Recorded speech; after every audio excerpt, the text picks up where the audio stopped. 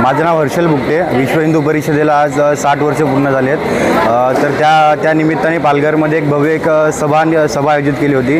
तर जो सनातनी, आता आपण सांगतोय की जो सनातनी झोपलेला आहे, जो अजून जागा झाला नाही आहे, तर त्याकरिता म्हणजे आपल्याला सभा ठेवायला लागते. हे आपलं फार मोठं दुर्भाग्य आहे की हिंदू आज म्हणजे एवढं म्हणजे आपला प्राचीन इतिहास आहे, एवढं सगळं काय, पण हिंदू आजपर्यंत झोपला काय. तर त्याला जागृत करण्याचं काम हे विश्व हिंदू परिषदकडून चालतं आहे. आणि याच्या स्थापनेला 60 वर्ष पूर्ण झालेत. तर 60 वर्ष पूर्ण झाले त्या हिशोबाने इकडे सभा ठेवली होती. म्हणजे हिंदू कसा आहे की एक हिंदूंचं एक प्रेरणास्थान म्हणजे एक स्वामी विवेकानंद. जे स्वामी विवेकानंदांनी पूर्ण भारत भ्रमण केलं, हिंदूंचं पूर्ण म्हणजे आपली परंपरा सांगा, सनातनीचं जे असेल ते आपलं स्प्रेड करण्यामागे त्यांनी पूर्ण भारत भ्रमण केलं. भारत भ्रमण केल्यानंतर ते म्हणजे परदेशात गेले. परदेशामध्ये त्यांनी 1993-94मध्ये शिकागोमध्ये जी विश्व परिषद झाली, त्या परिषदेमध्ये सगळ्या रिलिजनना त्यांनी अगोदर हे केलं. म्हणजे तिकडचे जे होते प्रमोटर, तर सगळ्यांना त्यांनी अगोदर म्हणजे सहभाग दिला, चान्स दिला.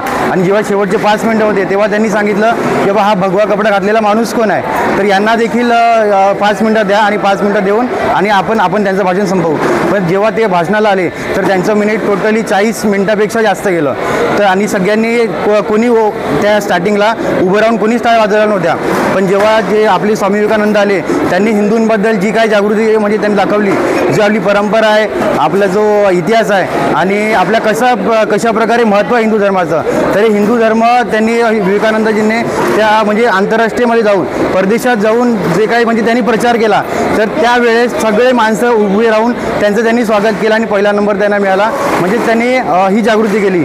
आणि हीच जागृती आज आपल्याला भारतामध्ये सनातनीच्या जे आहेत सगळेजण आपण जे आहेत, तर यांचं वक्तव्य देखील त्यांच्या पद्धतीने व्हावं आणि भरपूर आपला प्रसार व्हावा. जसं आता अंबेमाता मंदिरमध्ये पालघरमध्ये दर शनिवारी हनुमान चालीसा होते, तसंच प्रत्येक मंदिरात दर शनिवारी हनुमान चालीसा व्हावी. हा एक समाजाचा पार्ट आहे. पण आपल्या कौटुंबिक म्हणजे आपलं कौटुंबिक म्हणजे कुटुंबाचा पार्ट काय, तर प्रत्येक म्हणजे दररोज सकाळी 7 वाजता पूर्ण कुटुंबासकट म्हणजे वयस्कर असू द्या की लहान बालक असू द्या, त्यांचे सगळ्यांनी एकत्र घेऊन हनुमान चालीसाचा पठण व्हायला पाहिजे. हे म्हणजे एक विश्व हिंदू परिषदेचा एक म्हणजे बोलतो ना आपण की प्रसार नाही म्हणजे सनातनी जागृत कसा काय होईल. अजून जो झोपला आहे, तर जोपर्यंत हनुमान चालीसा आपलं बालकांमध्ये, वृद्धांमध्ये, सगळ्यांमध्ये पोचेल आणि ते स्प्रेड करण्याचं काम विश्व हिंदू परिषद करते.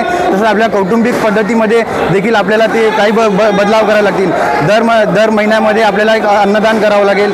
म्हणजे जे सणाचं पहिले होतं, दर महिन्यात अन्नदान बोला किंवा वृक्षारोपण बोला, परत आपले आरती वगैरे आहेत त्या अजून स्प्रेड व्हायला पाहिजेत. आणि आता कोणीही काही भेटलं तरी जी आपली माणसं आहेत ते जय श्रीराम बोलायला लाजतात, तर जय श्रीराम बोलायला हे लाजू नका आणि बिनधास्त जय श्रीराम बोला. पूर्ण भारत आपला आहे. जर भगवद्गीतामध्ये ज्या श्रीकृष्णाने जे बोल सांगितलं अर्जुनाला, तर त्या भगवद्गीतामध्ये त्या काळात भारत हे नाव 13 ते 14पेक्षा जास्त वेळा उच्चारलं गेलं आहे भारत नाव. आणि हे आपलं दुर्भाग्य आहे की हे भारत नाव आपल्याला मागच्या वर्षी इंडिया बदलून भारत नाव ठेवलं गेलं. म्हणजेच आपला हा हिंदुस्थान, आपला हा भारतवर्ष हा किती मागे आहे. त्याच्यामुळे याला अजून प्रोत्साहित करण्यासाठी आणि अजून डेव्हलप करण्यासाठी आणि अजून आपले विचार जे आहेत, आपली जी विचार संस्कृती ही अजून स्प्रेड करण्यासाठी आपल्याला अजून भरभरून कामं करावं लागेल आणि भरभरून आपली परंपरा आहे ती आपल्याला स्प्रेड करावी लागेल. यासाठी विश्व हिंदू परिषद काम करतेच आहे. तसंच आपल्या प्रत्येक सनातनीचं, प्रत्येक हिंदूंचं हे कर्तव्य आहे की आपल्या धर्माचा गर्व करा, आपल्या धर्माचा हे करा. आणि परत आता हे भाषण ऐकताना ते जे माने सर होते त्यांनी सांगितलं की शस्त्र आपल्याला उचलायलाच पाहिजेत. तर आपल्या जे आपले संस्कृत श्लोक वगैरे आहेत त्याच्यामध्ये पण असं लिहिलं आहे की अहिंसा परमो धर्म रक्षती तथैविच. म्हणजे अहिंसाला जरी आपण प्राधान्य दिलं असेल तरी जर ज्या ठिकाणी धर्माचा नाश होतो त्या ठिकाणी आपल्याला शस्त्र उचलावेच लागतील. हे स्वतः श्रीकृष्णाने देखील अर्जुनाला सांगितलं आहे. जेव्हा अर्जुन आणि श्रीकृष्णाला सांगितलं जे समोर उभे आहेत माझे जे नातेवाईक आहेत ते सगळ्यात मी त्यांना कसं काय मारू, तेव्हा श्रीकृष्णाने एवढंच सांगितलं की आपण दुर्जनांचा आपण नाश करतो आणि ही आत्मा आहे, ती त्यांना मारला तरी ते त्यांची आत्मा ही चिरंजीव राहणार आहे. त्यामुळे म्हणजे श्रीकृष्णानेच अगोदर सांगितलं जर आपल्या धर्मावर म्हणजे कुठूनही काही बंदी होत असेल किंवा आपले विचार कुठेतरी दाबतायत, तर ते हे दाबले नाही पाहिजेत, हे आपल्याला श्रीकृष्ण भगवाननी सांगितलं आहे. आणि दुसरी गोष्ट, पहिली गोष्ट मी बोलला हनुमान चालीसा, अन्नदानाचं, वृक्षारोपणचं, तसंच श्रीकृष्ण म्हणाले शेवटला गीतामध्ये की जे माझे हे बोल आहेत हे जास्तीत जास्त जो स्प्रेड करेल तो मला मनुष्य आवडेल. भले त्याचे कर्म आहेच, कर्माचा आपल्याला हे नाही, हा कलियुग आहे, आपण मोहमायामध्ये सगळेजण आपण फसलेले आहोत.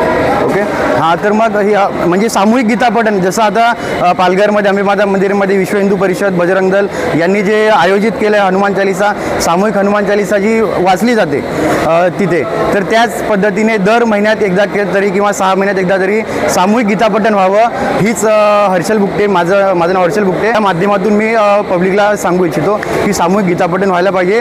श्रीकृष्णाचे बोल सगळ्यांच्या पब्लिकमध्ये आपले हे यायला पाहिजेत.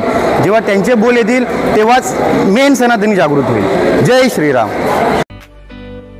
अगर अभी तक आपने हमारा चैनल सब्सक्राइब नहीं किया तो अभी सब्सक्राइब करें और बेल आइकन को क्लिक करके हमारी लेटेस्ट खबरों से रहे अपडेट.